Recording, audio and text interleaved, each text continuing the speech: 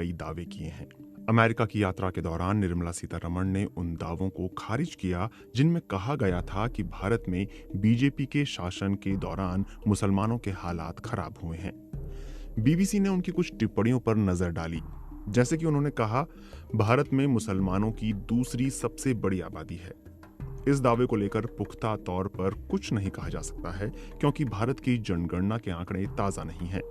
America की शोध संस्था प्यू रिसर्च के 2020 के अनुमान के मुताबिक भारत में मुसलमानों की दूसरी सबसे बड़ी आबादी है। पहले नंबर पर इंडोनेशिया और तीसरे नंबर पर पाकिस्तान है। हालांकि प्यू रिसर्च के अनुमान भारत और पाकिस्तान की पिछली जनगणनाओं के आधार पर हैं। भारत में 2011 और पाकिस्तान में 2017 में जनगणना हुई थी।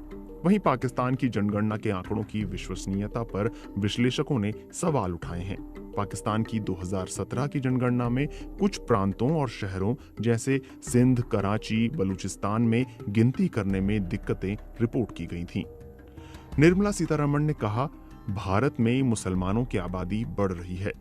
उनका ये कथन सही है कि भारत में मुसलमानों की संख्या बढ़ रही है, लेकिन भारत की समूची जनसंख्या बढ़ रही है, जिसमें दूसरे धर्म भी शामिल हैं। लेकिन अगर आप बीते कुछ दशकों में भारत में मुसलमानों की आबादी की वृद्धि के आंकड़े देखेंगे, तो पाएंगे कि 1991 के बाद से भारत की जनसंख्या में मुसलमानों की वृद्धि दर कम हुई है। आम आबादी की वृद्धि दर भी 1991 के बाद से कम हुई है। 2019 के राष्ट्रीय परिवार स्वास्थ्य सर्वेक्षण के आधिकारिक आंकड़ों के मुताबिक प्रमुख धार्मिक समूहों में मुस्लिम आबादी की प्रजनन दर सबसे अधिक है, लेकिन डेटा के मुताबिक बीते 2 दशकों में इस दर में भारी गिरावट आई है। हकीकत में प्रति महिला जन्म दर की गिरावट मुसलमानों में हिंदुओं के मुकाबले ज्यादा है। ये 1992 में 4.4 थी, जो 2019 में गिरकर 2.4 हो गई। पॉपुलेशन फाउंडेशन ऑफ इंडिया की संघमित्रा सिंह कहती हैं कि जन्म दर में बदलाव के पीछे आर्थिक और सामाजिक कारण होते हैं और इसका धर्म से संबंध नहीं है। वो कहती हैं, जन्म दर में गिरावट शिक्षा, रोजगार, स्वास्थ्य सेवाओं तक बेहतर पहुंच का नतीजा है। विशेषज्ञ इस विचार को खारिज कर चुके हैं कि भारत में एक दिन मुसलमानों की आबादी हिंदुओं से ज्यादा होगी। भारत में अभी हिंदुओं की आबादी 80% है। दरअसल परिवार कल्याण कार्यक्रम की समीक्षा करने वाली राष्ट्रीय समिति के पूर्व अध्यक्ष देवेंद्र कोठारी ने भविष्य में एक अलग परिदृश्य की भविष्यवाणी की है। वो कहते हैं कि प्रजनन दर में दर्ज की गई गिरावट के आधार पर अगली जनगणना में हिंदू आबादी का अनुपात मुसलमानों की आबादी की तुलना में अधिक बढ़ा होगा। निर्मला सीतारमण ने कहा, अगर ये धारणा है या वास्तविकता कि उनका जीवन मुश्किल है, तो क्या मुसलमानों की आबादी जो 1947 में थी उसकी तुलना में बढ़ रही होती?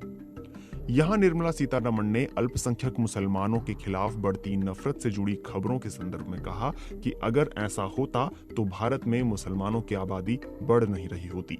उन्होंने ये भी कहा कि भारत के मुसलमान कारोबार कर सकते हैं, अपने बच्चों को अच्छी शिक्षा दे सकते हैं और सरकार से उन्हें मदद भी मिलती है। धार्मिक अल्पसंख्यकों के खिलाफ अपराधों का आधिकारिक आंकड़ा उपलब्ध नहीं है, लेकिन स्वतंत्र शोध और संस्थानों ने नफरत की हिंसा के मामलों में बढ़ोतरी दर्ज की है।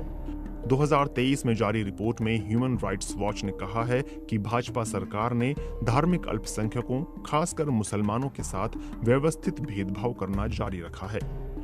आखिर में निर्मला सीतारमण ने पाकिस्तान को लेकर भी बयान दिया और कहा, पाकिस्तान में सभी धार्मिक अल्पसंख्यकों की संख्या घट रही है और वो खत्म हो रहे हैं। पाकिस्तान एक मुसलमान बहुल देश है। 2017 के आंकड़ों के मुताबिक पाकिस्तान में 2.14% हिंदू हैं, ईसाई 1.7% हैं और अहमदिया 0.09% हैं।